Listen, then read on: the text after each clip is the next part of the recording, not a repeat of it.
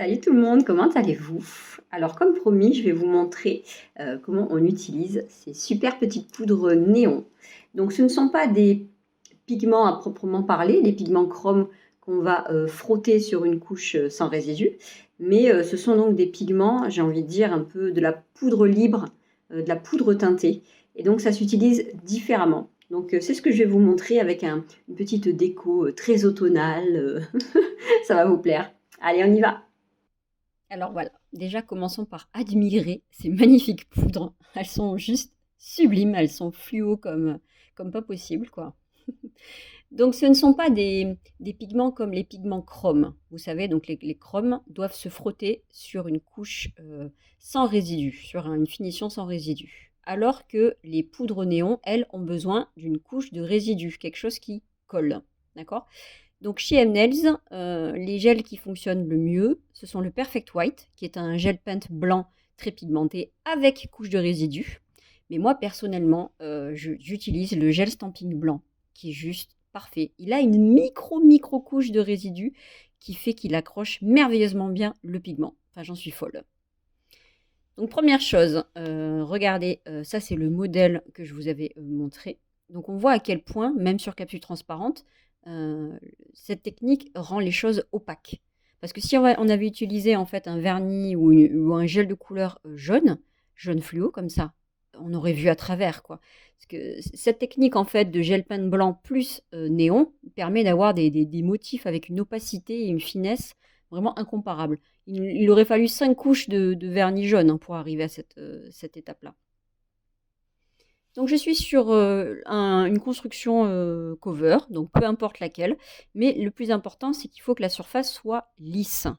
Donc attention, surtout pas de couches collantes ou de surface dépolie en fait, parce que même les coups de lime, quand on va frotter en fait le pigment, ils vont s'incruster dans les petits coups de lime. Alors il faut une surface bien lisse, soit dégraissée, soit une finition sans résidus, une finition bien lisse, d'accord? Maintenant, il va falloir faire le motif. Donc, je vais vous montrer comment je réalise en fait la feuille de chêne. Je commence par faire un premier squelette. Avec mon pinceau et mon gel blanc, en fait, je vais faire grossièrement, vous allez voir, je fais comme une espèce de flocon, d'étoile.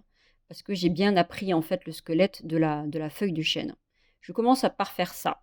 Et ensuite, je prends un pinceau plus fin, un pinceau arabesque, et je viens modifier un petit peu ce premier squelette que j'ai fait. Je viens lui faire des petits pics, en fait, vous voyez.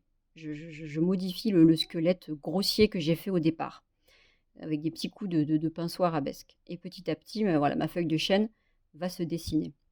Donc là, vraiment, je vous conseille fortement de regarder plein de photos de feuilles et de les dessiner avec un stylo et de vous entraîner, en fait. Et à force, vous saurez les faire par cœur.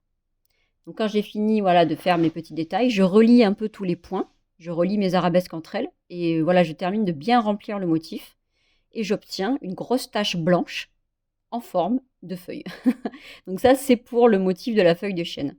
Donc cette technique, vous pouvez la faire avec tous les motifs que vous voulez. L'important, c'est de créer une première tache blanche, et donc c'est ce qu'on va faire. Là, je vais faire un motif un peu plus rapide et un peu plus simple pour les débutantes. On va faire des petites feuilles. Donc là, vous voyez, j'ai mon premier pinceau, c'est le Fine Brush. Fine Brush, il s'écrit fine. Et je fais des petites taches. C'est ça le truc. Là, je fais mes premières taches grossières, comme je vous expliquais tout à l'heure pour la feuille de chêne. Je fais un peu le squelette, voilà, les parties principales. Et ensuite, je viens prendre un pinceau arabesque, donc le pinceau liner, qui est juste le meilleur pinceau liner du monde. C'est pas possible. Il est juste incroyable ce pinceau. Si vous ne l'avez pas testé, mais vraiment, c'est la folie. Donc, je prends ce pinceau, le meilleur pinceau du monde, et je viens dessiner, enfin, je viens vraiment terminer précisément les détails de mon gros squelette grossier. Donc là, il n'y a pas grand-chose hein, pour ces petites feuilles, elles sont plutôt simples. Mais disons que voilà, je peaufine la chose, je termine de bien faire précis. Donc là, voilà, c'est vraiment l'étape où on doit dessiner la tâche. Peu importe ce que vous dessinez, un Donald, un Mickey, des feuilles, des fleurs, un poisson. Il faut juste dessiner votre tâche. Et quand c'est fait, eh bien, on catalyse. Donc là, en l'occurrence, je vais le catalyser que 30 secondes, mon gel stamping blanc. Sinon, après, il accroche moins bien le pigment. Disons que je le catalyse qu'à moitié. Maintenant, on s'amuse avec nos poudres. Donc, vous trempez vos doigts dans la poudre et on vient frotter. Donc, attention, pas fort, hein, sinon, en un seul coup, vous recouvrez tout avec la poudre. Hein. Donc là, voilà, je veux faire une feuille d'en haut un peu plus jaune et en bas, je vais plutôt faire du dégradé. Donc voilà, j'applique ma première zone de couleur, le jaune, et je viens prendre du orange, par exemple. Voilà, j'en mets un petit peu partout. Là, en fait, je fais mes dégradés. Après, c'est à vous de décider les couleurs que vous voulez mettre. Mais voilà, l'important, c'est de frotter, bien fondre. Et entraînez-vous d'abord, il faut bien doser. Si vous en mettez trop, ça va recouvrir tout d'un coup. Et si vous n'en mettez pas assez, ben, ça va pas assez recouvrir, quoi. Là, forcément, j'essaye de faire un petit dégradé un petit peu automnal, hein, c'est-à-dire avec des couleurs un petit peu... Voilà, j'insiste beaucoup sur le jaune et puis je mets juste quelques petites touches de rose, un petit peu de vert, un petit peu d'orange, très légèrement, jusqu'à ce que j'obtienne voilà, mon dégradé que j'ai envie. C'est ça la technique du néon, en fait, de la poudre néon. C'est faire une tache et frotter son pigment dessus. C'est aussi bête que ça. Et ça permet d'avoir un motif avec une opacité incroyable. Maintenant, je vais prendre mes deux finitions macarons. Donc, c'est des finitions mates dans lesquelles il y a des petits chkrougnougnous, là, des petits flakes noirs et blancs. Moi, je préfère les mettre d'abord sur une palette et ensuite, avec mon pinceau, je les dispose. C'est pour être plus précise, vous comprenez? Voilà, comme ça, je peux mieux placer mes petits scrunch et je retire ceux qui sont trop gros, qui ne me plaisent pas. Voilà, je trie. Sans catalyser, je vais prendre aussi le blanc, ensuite après. Et voilà, je mélange en fait jusqu'à avoir le rendu que je veux. Voilà, là, j'ai saisi le blanc et tant que vous n'avez pas catalysé, vous pouvez modifier à volonté. Et ce qui est bien, c'est que comme c'est une finition mate, au moment où on va la catalyser, le gel en fait va déjà disparaître et puis au moins il se fixe tout seul. J'ai pas à mettre un autre gel en dessous. C'est du 2 en 1. Donc voilà mon motif catalysé. Maintenant, deux solutions vont s'offrir à vous. C'est-à-dire que soit vous faites la version rapide avec le liner et un gel paint noir, vous dessinez vos contours et vos petits détails en noir. Donc ça sera la version un petit peu plus rapide. Soit il y a une autre version où en fait on fait les détails au-dessus, vraiment par-dessus. En plus là je rajoute un peu des couleurs. Wouhou, je me suis enflammée. Mais ça ça sera par-dessus la finition. Donc là, c'est bien à vous de décider si vous mettez le gel paint noir. C'est à cette étape-là, maintenant, tout de suite, avant la finition. Nous, en l'occurrence, on va faire l'autre technique, par-dessus. Donc du coup, d'abord, on recouvre. Voilà, on recouvre et on fera la déco par-dessus, en 3D, en relief.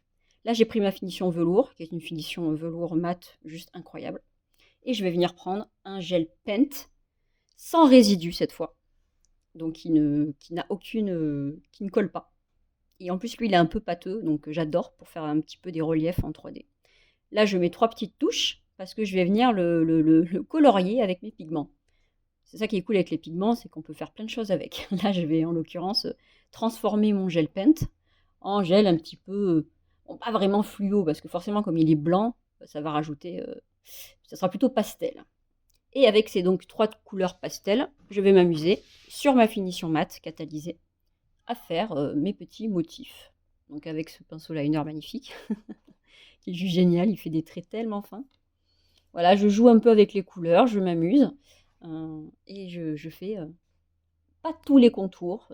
Ne faites pas vraiment tout le tour comme le ferait un enfant. Il vaut mieux juste faire quelques contours, relever un petit peu les contours, voilà, mais pas non plus faire tout le tour grossièrement, parce que là, vous allez perdre vraiment ça va être un peu trop enfantin.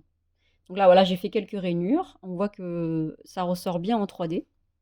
C'est super mignon. Et en plus, comme c'est un petit peu brillant alors que le reste est mat, quand on bouge les ongles, ça ressort, je trouve. C'est magnifique. Là, je fais ma petite tige. Je vais accrocher les feuilles à la tige. Voilà, c'est vraiment rapide. Hein, je ne me prends pas la tête. Et avec quelques petits points, je termine le dessin avec... je prends un dotting tools et voilà, vite fait, quelques petits points de couleur. Et là, c'est bon, on catalyse. Pendant que ça catalyse, on s'occupe des autres doigts avec cette couleur 47 qui est juste... Regardez ça en une couche. Non mais j'en suis folle, je crois que c'est ma couleur préférée, celle-là. Même en automne, je me débrouille pour la mettre quand même. Je fais des des nail art avec d'automne, peu importe. Regardez ça, c'est... On prend la finition miroir pour mettre du coup sur la couleur rose. Et en même temps que ça, je prends la finition et je fais quelques petites gouttes sur la finition mat de tout à l'heure. Donc comme ça, j'envoie tout à catalyser les finitions brillantes. Ces petites touches de gouttes là, ça apporte quelque chose, je trouve, c'est très très joli. Ça fait beaucoup de petits volumes. Et donc voilà le résultat. On a notre pose d'automne fluo, parce qu'on aime le fluo. Et j'adore. C'est la technique donc des pigments néons. Je vous la montre sous d'autres sources de lumière, mais on voit vraiment que c'est opaque et fluo, quoi.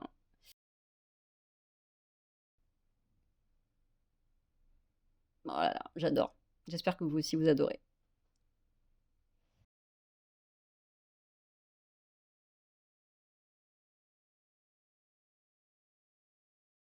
Du coup, j'espère que ça vous a plu et on se retrouve bientôt dans les prochaines vidéos. Je vous ferai d'autres petits tutos un petit peu voilà, d'automne, etc. J'ai plein d'idées dans la tête. Vous savez que j'adore cette période de l'année. C'est celle que je préfère avec Halloween, les citrouilles, tout ça.